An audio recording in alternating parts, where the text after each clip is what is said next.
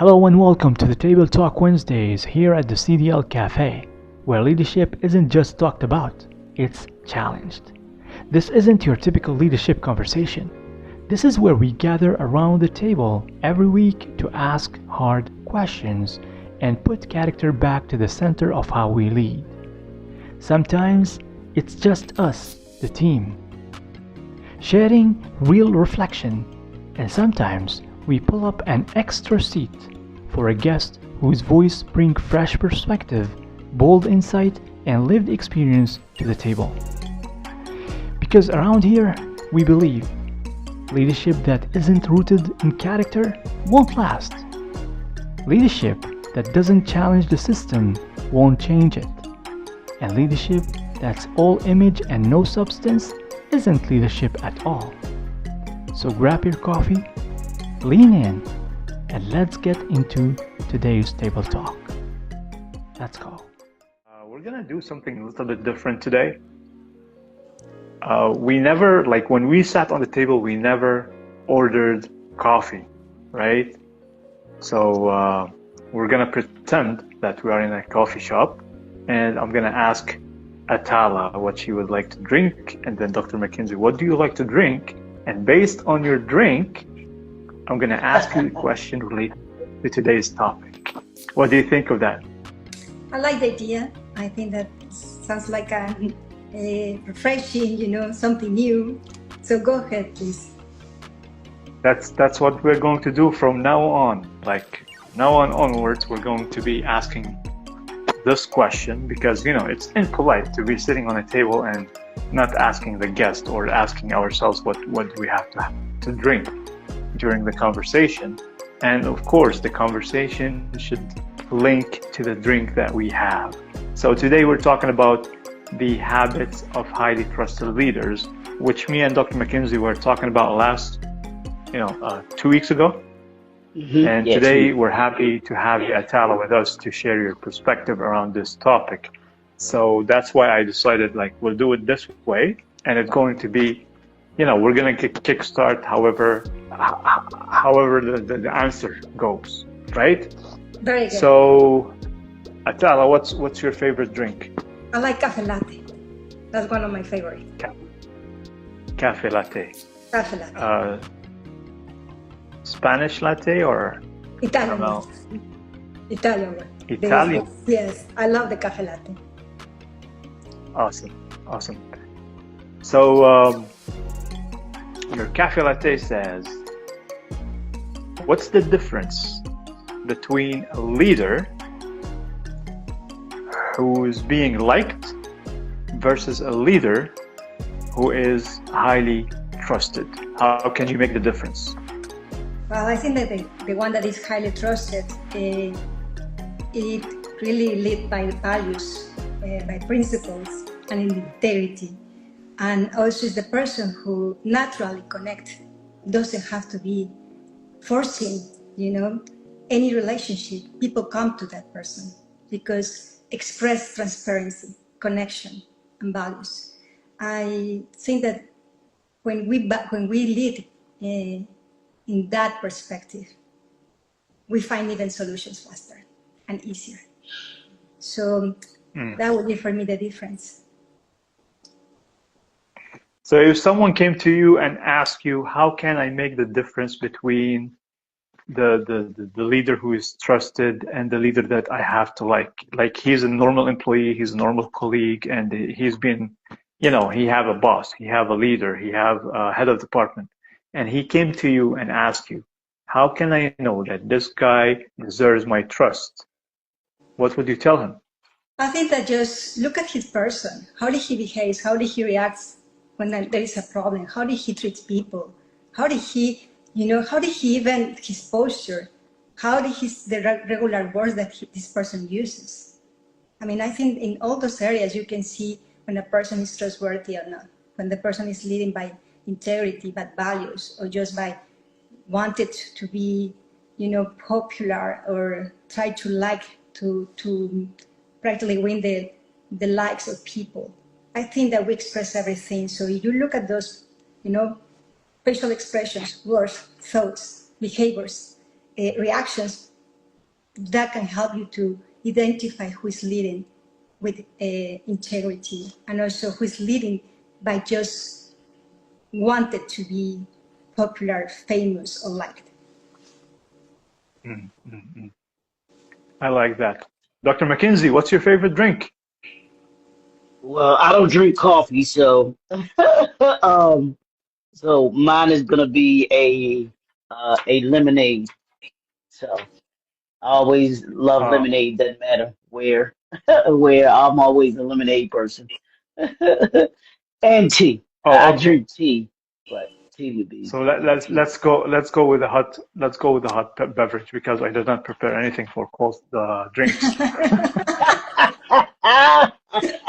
See, I Actually, like like in the being Step coffee different. out, shop. embrace I like yourself. being no. They serve cold drinks at coffee shops. It's not the only thing that they I serve know, at coffee. I know, Yeah. but I was going to tell you that our coffee shop is out of cold beverage. That sounds How funny, about making that, huh? yeah. Yeah. No, I'll have a nice raspberry tea. I like raspberry tea. That's a nice All right, choice. all right, all right. So let me see what's the question under this. Tea, tea. Okay.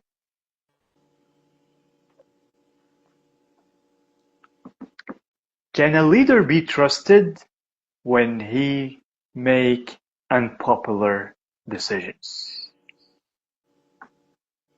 I feel like they should be trusted. When they make an unpopular decision, as long as that unpopular decision is the best decision for the organization or for the family, whatever it is, whoever it is that they're leading. If they're making it from that narrative and from that perspective, they should be.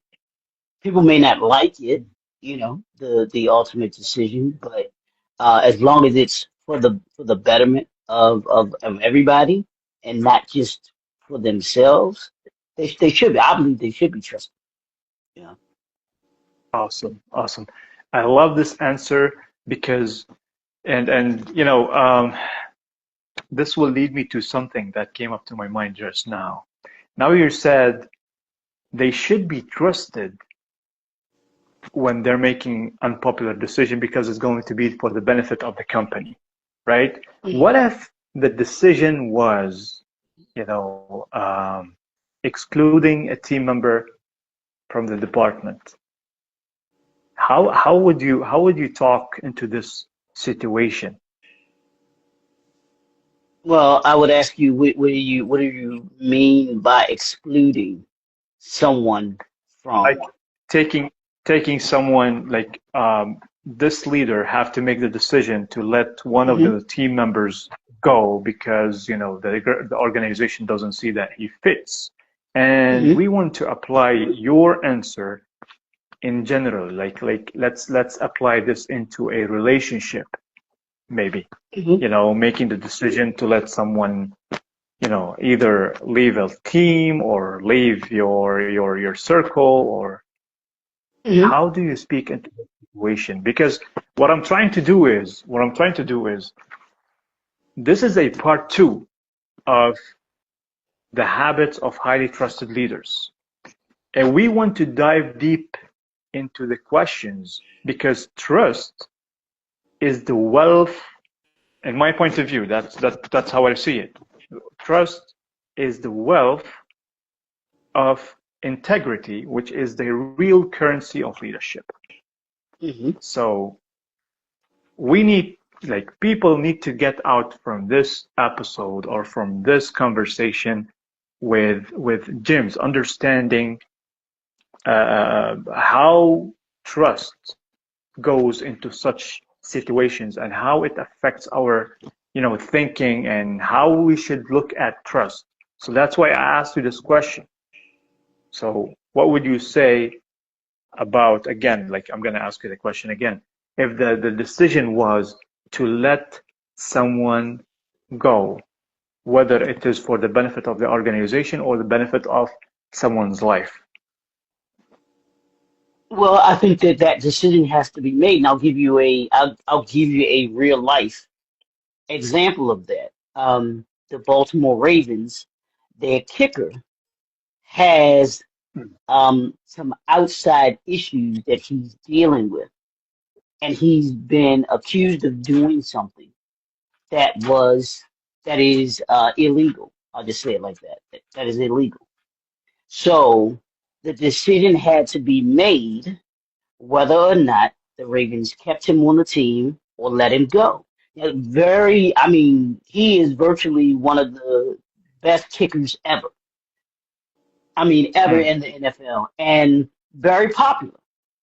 I mean, I love him myself. And when all of this happened, it was like, oh man, you know, no, why are you doing this? Why did you do this? And so, even though the decision to let him go was not popular, it was a decision that had to be made for the betterment of the organization. You couldn't have an organization that says they stand for something. Someone goes against what it is that you say you stand for and keep them on the team. And that's what the Ravens had to do. They had to let him go. Although, did we want to see him go? Absolutely not. Absolutely not. But knowing what he did or what he's been, he hasn't gone to court yet, so it hasn't been proven. But knowing what he's been accused of, and the evidence seems pretty, kind of substantiated that he did do it, you got to let him go. You can't keep someone that is good that would really be a detriment to your organization around, no matter how popular that person may be, no matter how unpopular the decision may have to be. That's what leaders. That's what you as a leader get. That's what you get paid to do. That's what being a leader is about. Is making those tough decisions. We can the easy decisions are just that. They're easy. You can make them. Anybody can make those easy decisions. But leaders, true leaders, get to be leaders because they have the courage to make the decision that everybody else or no one else is strong enough or willing to be able to make. So that's how I would Mm. answer that. Wonderful, wonderful. And let me grab this opportunity to say that connecting what I was saying, that this conversation should be rich for all those who are listening to us.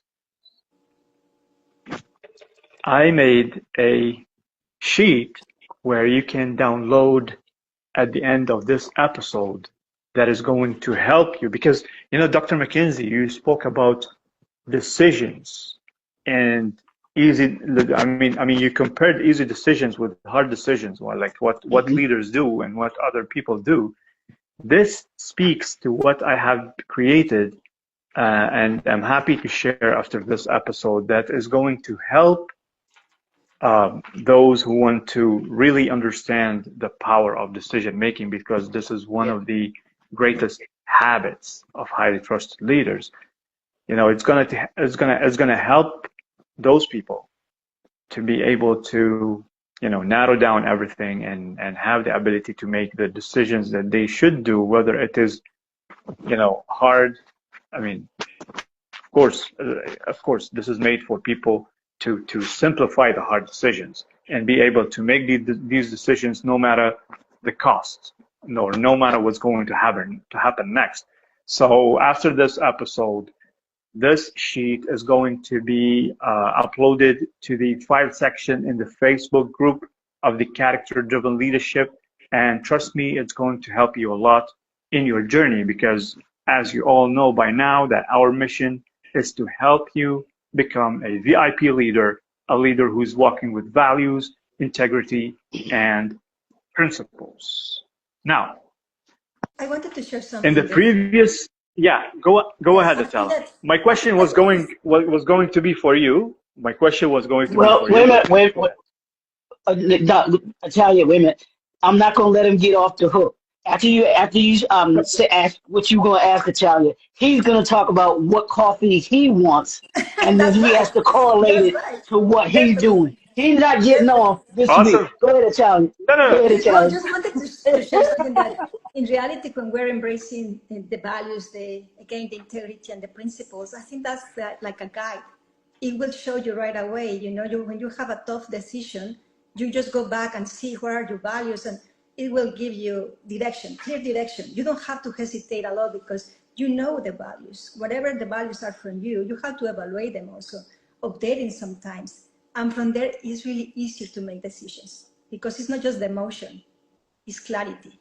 When we have clarity, we have the opportunity to choose, to decide naturally with no hesitation at all.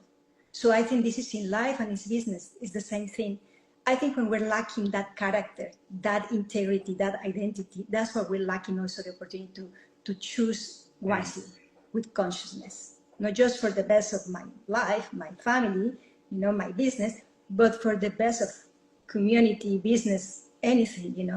So I really believe it's about looking at ourselves, what are our values, our principles, integrity, all those things, define it, clarify them, write them, and then it's your guide.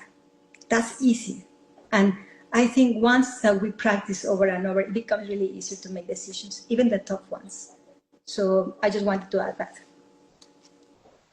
Awesome. So, Dr. McKinsey, do you have I mean, like, okay, I'm gonna tell you, I'm in love with Cafe Mocha. Mm. Okay, okay. So, do you have any question under that?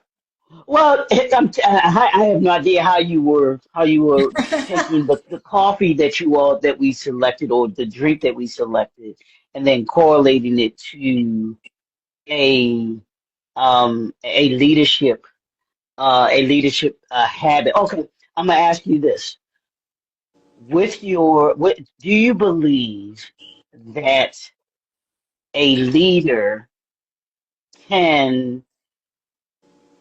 Do you believe a leader can be trusted but not liked? And do you believe that a leader can be liked but not trusted? Great question. First of all, to me, like if I'm going to put it into my my measurement, like how do I measure Mhm. leadership from all aspects?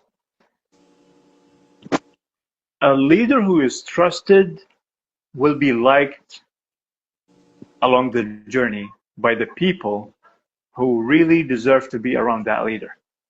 Yeah. And he's going to be hated because let's face it, that there are people who hate truth. Mhm. There are people who hate to be confronted. There are people like you see it always people talking about comfortable lives and a crowd, they love to go and stand in queue, to get into the comfortable lives because it put them more into the comfort zone, and their comfort zone gets more comfortable, you know. Mhm. And these kind of people, they don't know what they want in life. They just want to, whatever I can get. It's the concept that I call whatever I can get, whatever I can do to pass time. They don't know the value of life. They don't know the value of time. They don't know the value of mostly everything. No values. And here we're talking about values. Like, let me give you an example. One day I was sitting with family members, and we were talking about you know um, things that matter in our neighborhood and everything. And suddenly the one person jumped and said, "I don't want to talk about these things because simply I don't want to think. Because when I Mhm. think, I get tired. I just want to live life. I just want to do whatever is comfortable. And this situation made me think that a higher percentage of people, they love comfortable lives because it makes them more comfortable and it makes their time pass in life, and they don't care about anything. To me, this group of people, they don't know the value of values. They don't know the value of integrity. They don't know the value of principles, right? So these people, whatever you do, they're not gonna like you unless you become charismatic. Now, when I talk about charisma, I go back to the origin of the word charisma. And when we read history, the origin of the word charisma is very dangerous because charisma talks about, the mask. Like, I'm gonna just put it this way. I'm gonna talk the language of today's world. It's a mask. It's putting all the accessories for me to be liked, you know. But of course, it's deeper than that when you read about charisma, right? Now, regarding your second question, being liked and not trusted, for sure. People who will be with you to just like you will never trust you because whenever they will get someone better than you, they're going to jump into the other train and walk with that and leave you alone. And we've seen that in our normal life, you know, in our relationships, when people don't understand the mechanism of any emotions, anything that goes around, they just fall as victims, if that makes sense. So I hope that this answers your question. It came to my mind like many times we need to look at life like we're going to be looking like depends of our perspective, depends of our belief system, our mindset, our experiences. So we need to always also understand that every person has their own world. And we may not like it, we may not accept it, we may not be agreed with, but everybody is growing in a very different speed and level of consciousness. So I believe that also as a leaders, we need to be empathetic.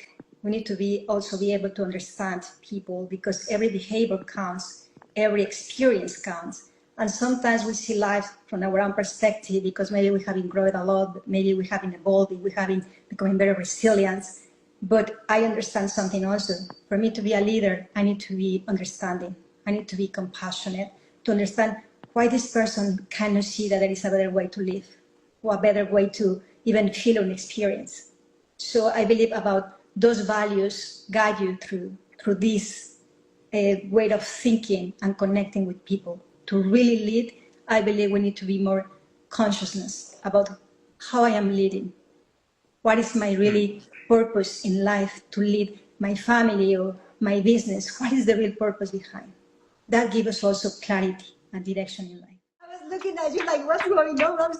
I know something's going on. This is the video of life. This is what happened, like the real thing happened. Well, I'm glad that this thing happened. So we didn't plan anything, right? We didn't. Love it, love it, love it.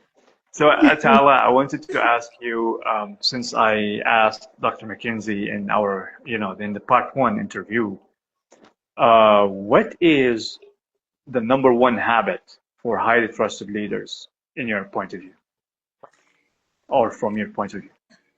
I will tell you this. For me, it's about love. Why am I telling you about love? Because when you love people, you love their purpose, you love your purpose, that becomes pure energy. And to me, I have applied for many years. And I will share with you one time when I was leading patients in the hospital, I used to start. And I put in my mind that I will lead with love and just try for 1 month. Thoughts, words, and actions. And you know what I noticed, and people used to tell me, you have so much energy. How do you take care of so many people? How do you are leading? Because I even didn't know by then.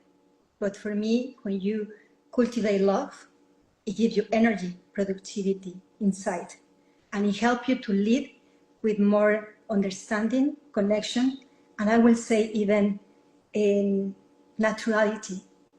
It's something amazing. So I think leaders, don't take me wrong about love. What is love, first of all? It is that energy that comes from thinking better, and speaking words of life to others, leading with that purpose, naturally connecting. So I will say that love in life and in business. Awesome.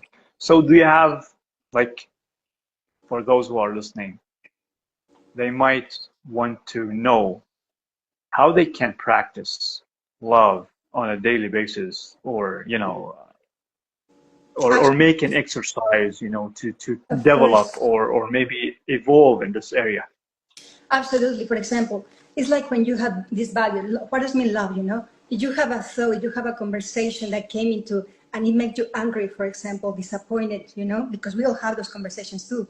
You go back to your value.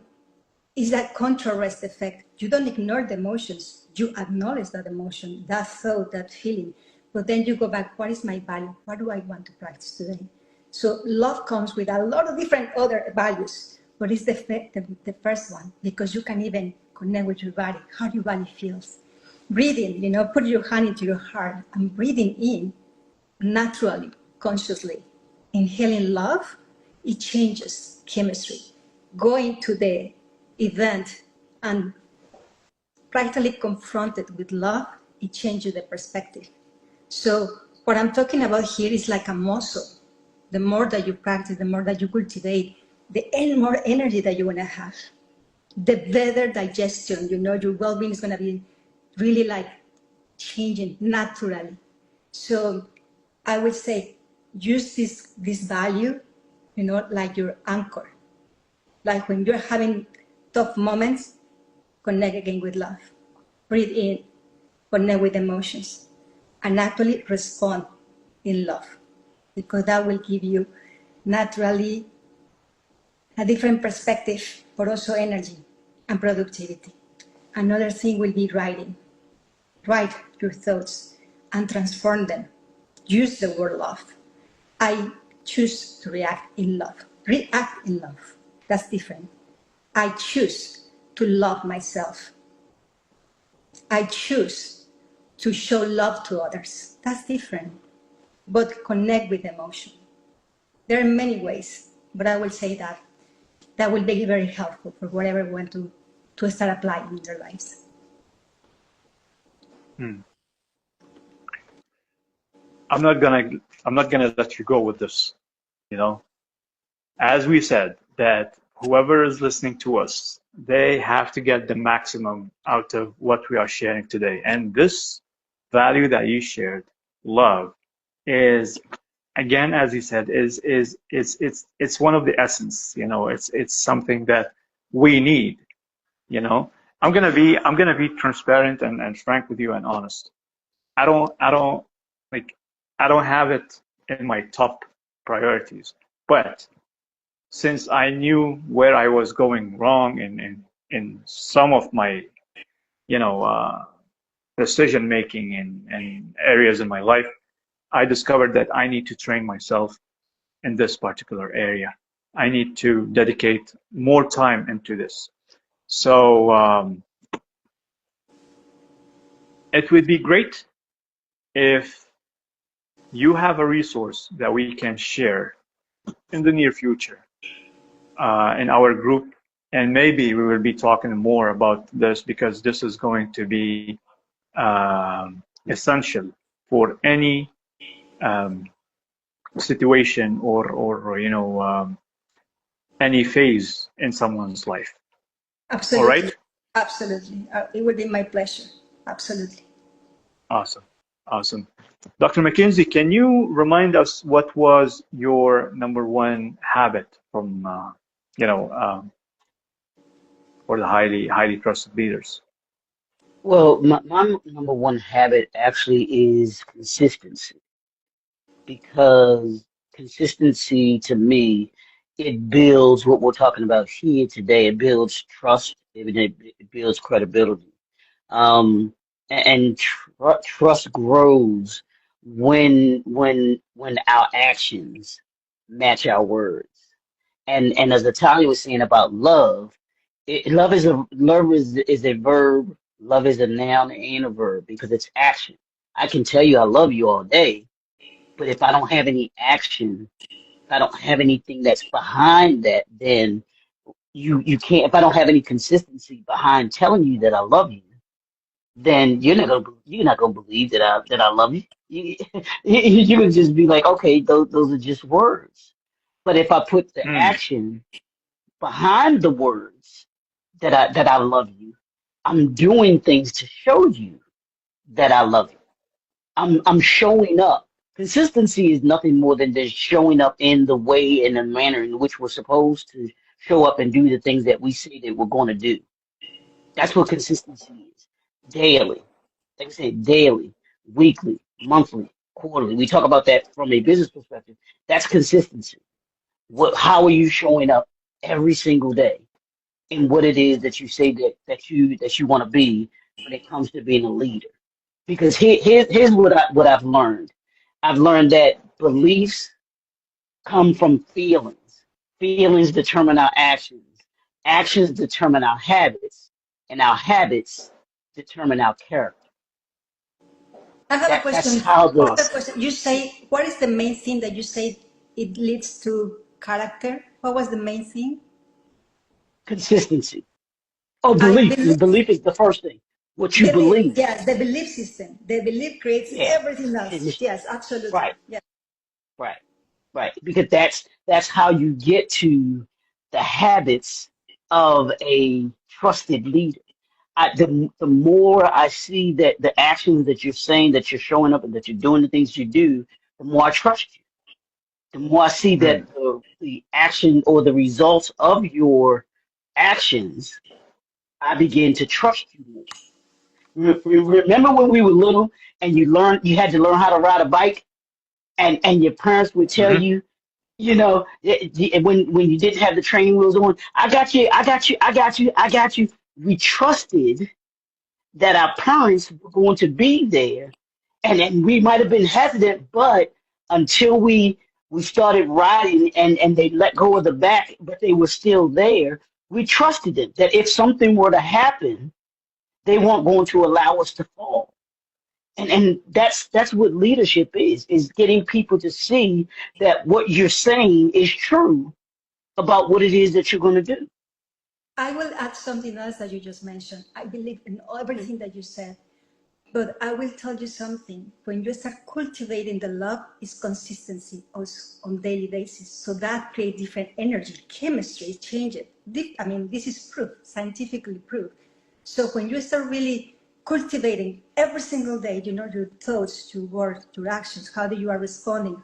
So this is the value. You go against the value. No, I'm following the value. So it's easier to do the consistency, but also the resilience behind, because leaders need to be resilient also.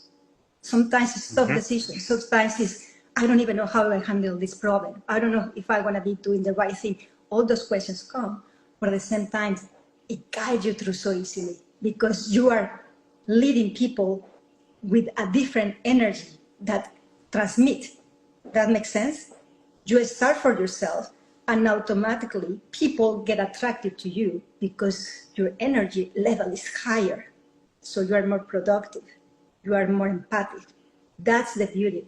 Sometimes we ignore these things, but the more that I see, the more that I study things, the more that I practice, I can see when you help a person, a leader, a family, to change that emotion, start leading from different perspective. That's natural. Awesome. Awesome. So, from what you were saying, Dr. McKinsey, Atala, I'm gonna add a link between the two things, and we are going to have a new uh, framework or formula for the three letters CDL. It's not the character-driven leadership. It's consistency, discipline, we call love. How do you think about this? Or what do you think about it? Consistency, discipline, and love. love. In order for us to, we have to be consistent, as Dr. McKinsey said, and we have to be disciplined so we can get into love. We can get things internalized and automatically coming out from us as an energy. Do you agree with this? I like it. I really do. I believe that Dr. McKinsey is I like out of the character-driven conversation. leader. I like Oh, character-driven leader. Yeah. yeah, no. It's going to be there, but I'm talking about. I mean, character-driven leadership is not going to be. It's not going anywhere. Change. It's the anchor. But I'm talking about today's takeaway. We're gonna put it Oh, for like as sure. like. Yeah, I mean, Yep, and yep. I agree with that. I certainly agree with that. That consistency comes from discipline. They kind of go, consistency and discipline to me go together. They're really connected.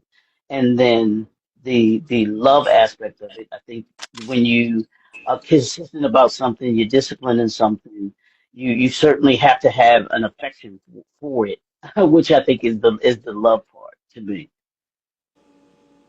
Awesome. So if I want to talk about vulnerability, vulnerability, you get me, right? Of course. So if I want to talk about it and compare it with love, like what role does vulnerability play when shaping a trust culture? Is it considered weakness? Is it does it fall under love, or how, like, what would you say about that? Cool. Because you see, when the leader is vulnerable, is going to be, he's trying to be, is connecting somehow emotionally with the team and everything. But what role does it play, being vulnerable, in shaping a culture of trust? You know, you remind me something that happened in my real life. I was in the hospital and we were having a lot of work, a lot of patients, a lot, unbelievable. Every patient was very, it was a lot of logistics, preparation, planning, execution. I mean, talking with many people, and to me, and for me, was also helping them to bring peace, to find peace in the middle of those difficulty moments. So one day I was just really looking at everybody on the team, and everybody was super stressed out, because it was too much.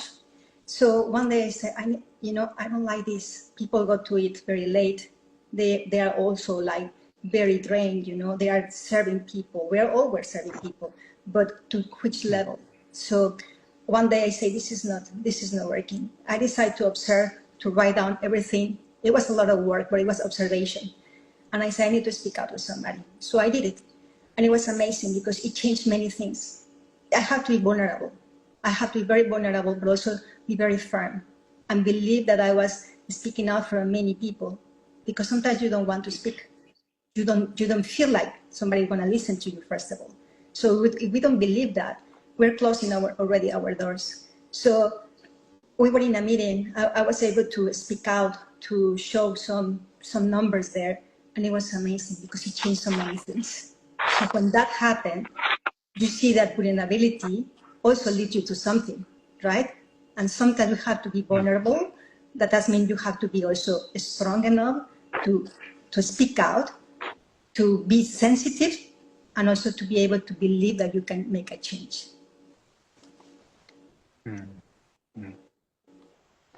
What would you say, Dr. McKinsey? Well, I do believe that there is, or there has to be, or should be a certain vulnerability as a leader, because people have to know in trusting you that they have to have something that's relatable. And so that Mm-hmm. may, as we've done here, is be transparent, but also be willing to allow those that we're leading into our space, into who we are. So we may use stories, we may have certain conversations with certain folks that were leading, so that they have a better interaction, or Charlie, I think you said a chemistry. There has to be, Mm, in order for trust to be there, I think that there has to be some type of chemistry there as well, because that allows you to be able to, let them in, and then that allows them to let you in. The more vulnerable I think that we are with those that we lead, I think the more open that they become, because we serve as the example of that openness and showing them, hey, I'm willing to be vulnerable. And as a consequence, I think they begin to be as vulnerable as well.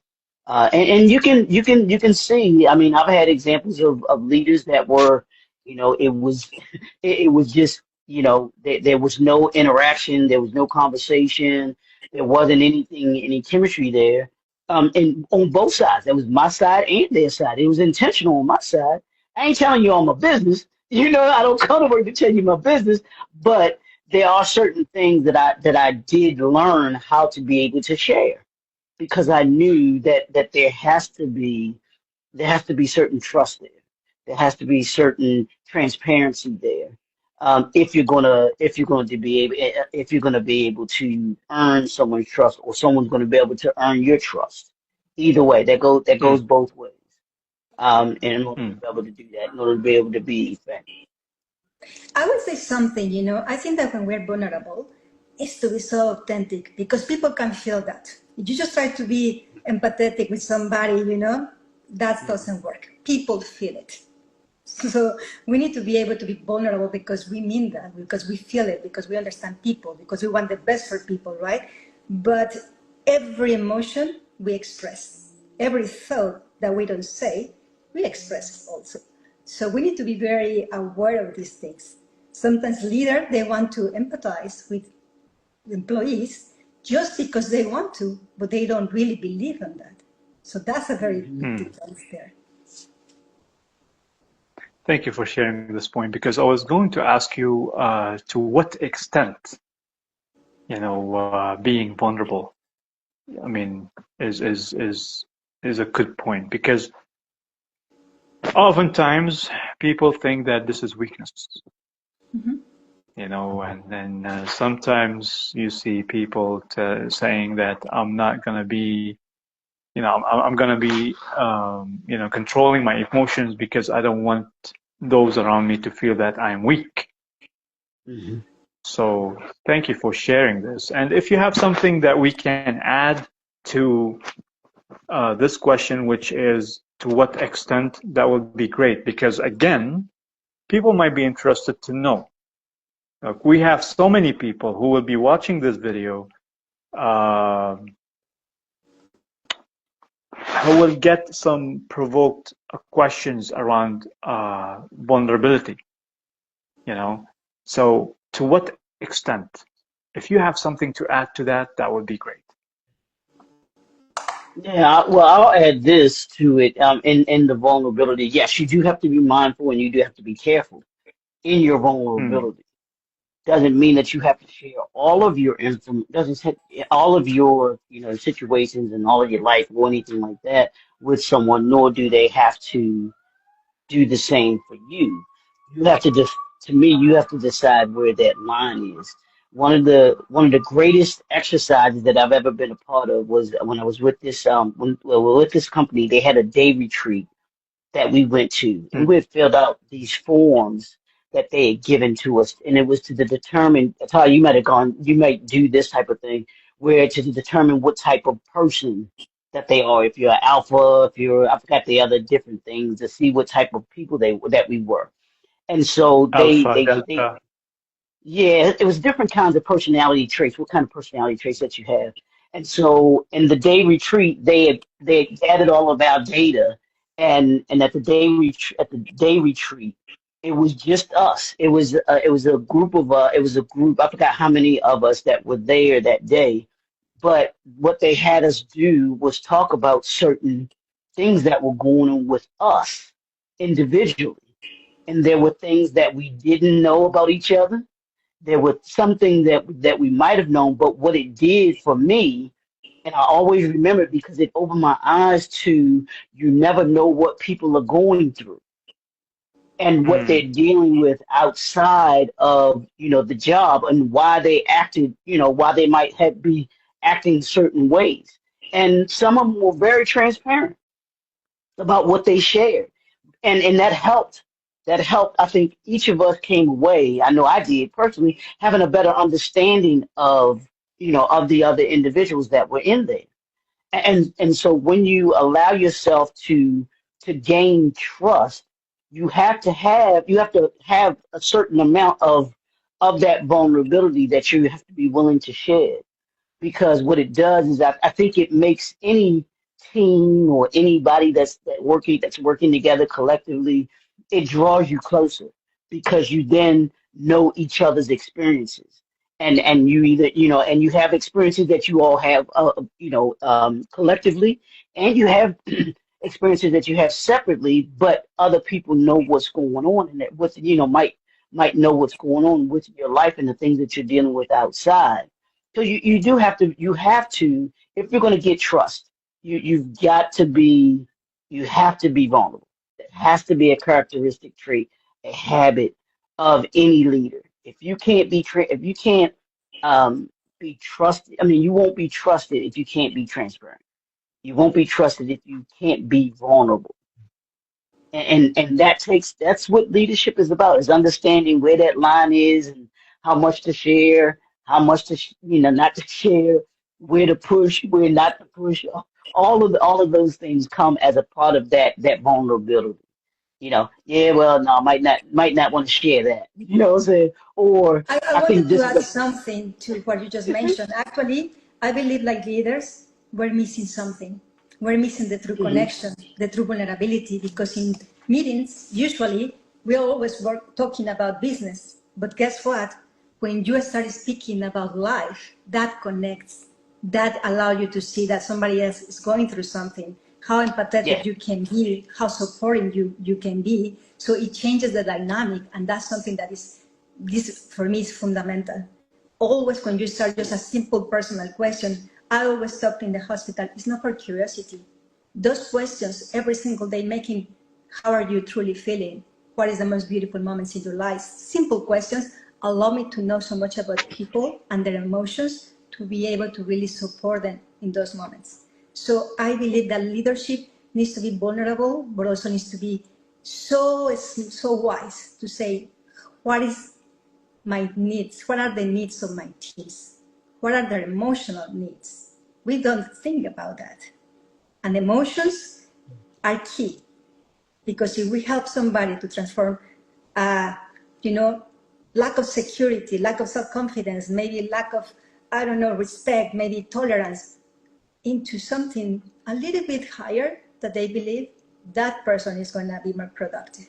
It's going to be more, it's Mm. going to be able to feel that he can do it, she can do it, that she has a purpose, that she has something to add into the table. That makes sense? So we ignore that. And I think it's super important to consider. and also Apart from, yeah, go. Yeah, go ahead. vulnerability Go ahead. vulnerability is also too listening. Mm-hmm. You open it because if you're an avid listener to people, sometimes that's all that they need in True. order for them to So gain true. that trust in you. You know what I'm saying? And I'll give you an example. I had a client of mine, who just lost his mother, and so it's I manage a property, but it was one of our tenants lost his mother. And so what myself and the landlord decided to do was to buy him some flowers to show that empathy that you talked about, Tyler, that Mm. empathy that we have to say, hey, we're sorry for your loss, and losing a parent is difficult for anybody, but there's circumstances as leaders where you have to show that vulnerability, like that empathy, that openness. Yeah, we feel, we understand what it is that you're going through now, and we just want to show that we're concerned and that we are concerned and that we do feel you. So that's what that is, and to me, how you exemplify I what agree we've with been you. talking about all day here today. Because So, also leadership is not just we need to talk all the time. We need to show, right. right? With a simple detail, we can express so much. Yeah. Yeah, for sure. For sure. Awesome. Well, I don't know about you guys, but I'm loving the conversation because I'm picking so many words that we can stick to from this talk. But I have a question before we end up and before I share all these words that I got from this conversation. Apart from connection, connecting with people and being vulnerable and everything.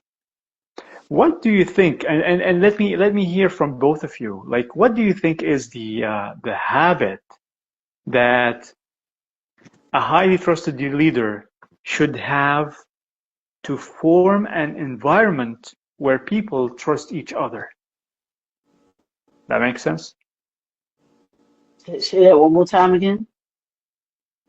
What is the number one habit, for you, Dr. McKinsey, and then for you, Atala, the number one habit that a highly trusted leader should have in order to shape an environment where people trust each other?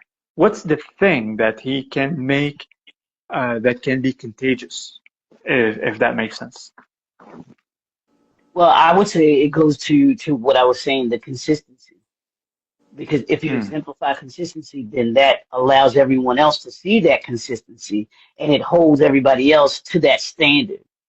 And that allows everybody else, and I'll use that allows everybody else to be transparent, that allows everybody else to be vulnerable, that allows everybody else to show, to listen. I think that allows everybody else to have that clarity that Atalia spoke about that we have to have. It shows humility, because you're consistent enough to be able to say, you know what, I've got to show up so that everybody else does, I think it's empowering because it gives others the ability to be able to show up and to be consistent in what they and in what they're doing, and their vulnerability and their transparency. I like that. I like that. What about you, Atala? What's the number one I would say integrity. Integrity. That's what it comes to my mind. integrity? Yes. They will see how you react, how do you respond, how do you manage the problems, how do you, solve problems as well. So integrity for me. Mhm. Love it. Love it. Well, again, if we want to keep talking and talking and talking, we'll never finish because this is really important. Um, this is leadership, as Atala said, and as Dr. McKinsey said. We need to control our emotions. We need to know ourselves first. We need to know our values. We need to know our principles. We need to stick to them to know how to deal with other people. And in regards to the words that I picked from today's talk, we spoke about, of course, trust. We spoke about transparency, consistency, love, discipline, values. If I want to say what does this mean, it means that we are digging deep into the words that other people, a large group of people is using them as buzzwords, but here we're giving them the real meaning, real definition. We're digging deep into these words, and this is the power of the conversations that we are having around this table. And this is what the character-driven leadership is all about, dedicated to dig deep into the meanings and make people embody what we talk about. It's not just talking.